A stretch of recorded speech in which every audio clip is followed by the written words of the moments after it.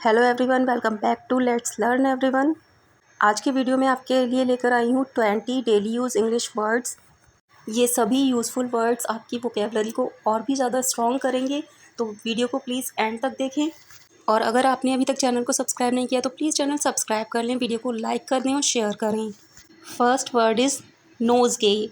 नोज़गे एक नाउन है जिसका मतलब होता है फूलों का गुच्छा या छोटा गुलदस्ता। मतलब फूलों का एक ऐसा बंच जिसमें बहुत ज़्यादा फ्लावर्स नहीं होते और ना ही बहुत ही कम होते हैं।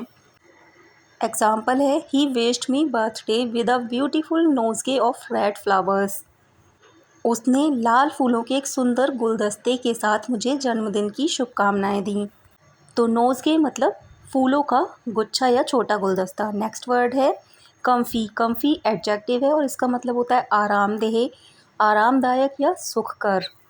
means comfortable. Example is there were two big comfy sofas in the lounge. Lounge में दो बड़े आरामदेह या आरामदायक सोफे थे। नेक्स्ट वर्ड है स्पेयर। स्पेयर एडजेक्टिव है और इसका मतलब होता है अतिरिक्त, खाली, फालतू या भविष्य के लिए बचाकर रखी हुई कोई चीज़। मतलब कोई ऐसी एक्स्ट्रा चीज़ जिसको हमने फ्यूचर में, भविष्य में काम आने पर इस्तेमाल करने के लिए रखा होता है। एग्जाम्पल है, do you have a spare pen. क्या आपके पास एक अतिरिक्त या खाली या फालतू पेन है। नेक्स्ट वर्ड है अटोन। अटोन वर्ब है और इसका मतलब होता है प्रायश्चित करना या अफसोस करना। Example is the time will come when you will have to atone for your dishonesty. वह समय आएगा जब आपको अपनी बेईमानी का प्रायश्चित या अफसोस करना होगा। नेक्स्ट वर्ड है डिफ़ाई। डिफ़ाई वर्ब है और इसका मतलब होता है कहना, ना मानना, अवज्ञा करना या विरोध करना। एग्जाम्पल है, she defied her parents and went to the party late at night. मतलब उसने अपने माता पिता का कहना नहीं माना और देर रात पार्टी में चली गई। तो डिफाई मतलब कहना, ना मानना। अगला वर्ड है कंप्लाई। कंप्लाई वर्ब है और इसका मतलब होता है आदेश या अनुरोध को मानना या पालन करना। मतलब ऑर्डर या रूल्स और रेगुलेशंस का पालन करना। All the citizens must comply with the law. मतलब सभी नागरिकों को कानून का पालन करना चाहिए या कानून को मानना चाहिए। अगला वर्ड है टेम्प्ट। टेम्प्ट भी वर्ब है और इसका मतलब होता है प्रलोभन देना, लुभाना, लालच देना या बहकाना। मतलब किसी को किसी चीज़ का लालच देकर उससे कोई काम करवाना। Example is don't tempt thieves by leaving valuables clearly visible. कीमती सामान स्पष्ट रूप से दिखाकर चोरों को लुभाएं नहीं या लालच ना दें। नेक्स्ट है सॉली। सॉली में आर साइलेंट है तो इसलिए इसको बोलेंगे सॉली और ये एक एडवर्ब है। इसका मतलब होता है अत्यधिक, बहुत ज़्यादा या गंभीरता से। एग्जाम्पल है, we all will sorely miss you if you won't come to our college reunion. अगर आप हमारे कॉलेज के पुनर्मिलन में नहीं आएंगे तो हम सभी आपको बहुत याद करेंगे। नेक्स्ट है प्लंज। प्लंज वर्ब है और इसका मतलब होता है छलांग लगाना, डुबकी लगाना या गोता लगाना। मतलब किसी नदी, तालाब, इस तरह की चीज़ों में डुबकी लगाना। She drew a deep breath and plunge into the water. उसने एक गहरी सांस ली और पानी में कूद गई या छलांग लगा दी। यहाँ पर एक वर्ड आया है ड्रॉ ब्रेथ। ये फ्रेज़ है और इसका मतलब होता है सांस लेना। नेक्स्ट है बून। बून नाउन है और इसका मतलब होता है लाभ, वरदान या फ़ायदा। एग्जाम्पल है, online classes proved a boon to students during corona period. कोरोना काल में विद्यार्थियों के लिए ऑनलाइन कक्षाएं वरदान साबित हुईं। अगला वर्ड है कर्स। कर्स नाउन और वर्ब दोनों तरह से यूज़ होता है। एज अ नाउन इसका मतलब है अभिशाप, शाप या बद्दुआ, और एज अ वर्ब इसका मतलब है गाली देना, अपशब्द कहना या कोसना। Noise is the curse of modern city life. शोर आधुनिक शहरी जीवन का अभिशाप है या शाप है। She cursed her brother for losing her keys. यहाँ पर हमने कर्स को एज अ वर्ब यूज़ किया है। इस सेंटेंस का मतलब है उसने अपने भाई को चाबी खोने के लिए गाली दी या कोसा। नेक्स्ट वर्ड है हार्डी। हार्डी एडजेक्टिव है और इसका मतलब होता है साहसी, सशक्त, बलशाली या मजबूत। एग्जाम्पल है, A few hardy people continue to swim in the sea even in the middle of winter. कुछ साहसी लोग सर्दियों के बीच में भी समुद्र में तैरना जारी रखते हैं।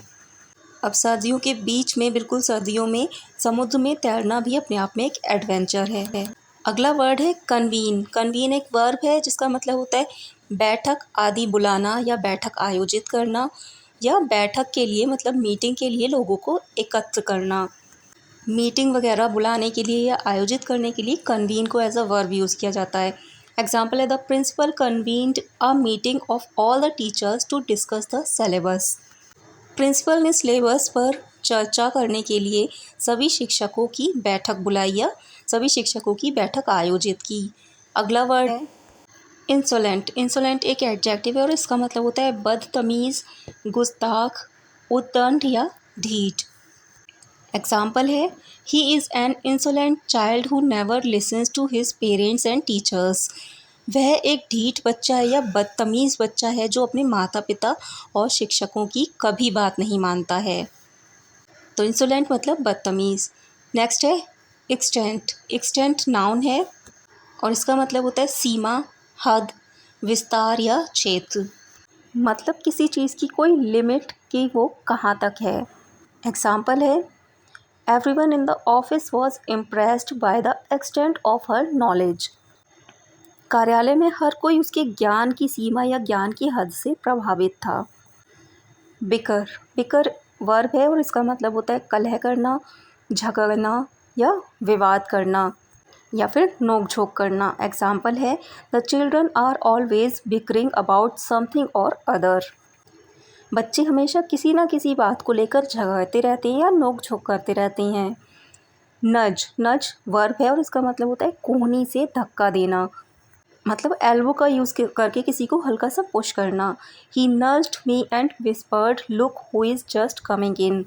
उसने मुझे कोहनी से धक्का दिया और फुसफुसाया, देखो अभी कौन आया है। यहाँ पर एक वर्ड आया है विस्पर। विस्पर वर्ब है और इसका मतलब होता है फुसफुसाना। अगला वर्ड है रीक। रीक वर्ब भी है और नाउन भी है। एज अ वर्ब इसका मतलब होता है दुर्गंध देना या बदबू मारना, और एज अ नाउन इसका मतलब है दुर्गंध या बदबू। His breath reeked of whisky. उसकी सांस विस्की की बदबू मार रही थी या विस्की की दुर्गंध दे रही थी। The kitchen was filled with the rig of रॉटन food. रसोई सड़े हुए भोजन की बदबू से या दुर्गंध से भर गई थी। नेक्स्ट वर्ड है रैपिडली। रैपिडली एक एडवर्ब है और इसका मतलब होता है शीघ्रता से, तेज़ी से या द्रुत गति से। Things in his life are changing very rapidly. उसके जीवन में चीज़ें बहुत तेज़ी से बदल रही हैं या बहुत शीघ्रता से या जल्दी जल्दी बदल रही हैं। अगला वर्ड है ग्रेजुअली। ग्रेजुअली एक एडवर्ब है और इसका मतलब होता है धीरे धीरे, आहिस्ता आहिस्ता या थोड़ा थोड़ा। एग्जाम्पल है after corona period now life is gradually getting back to normal.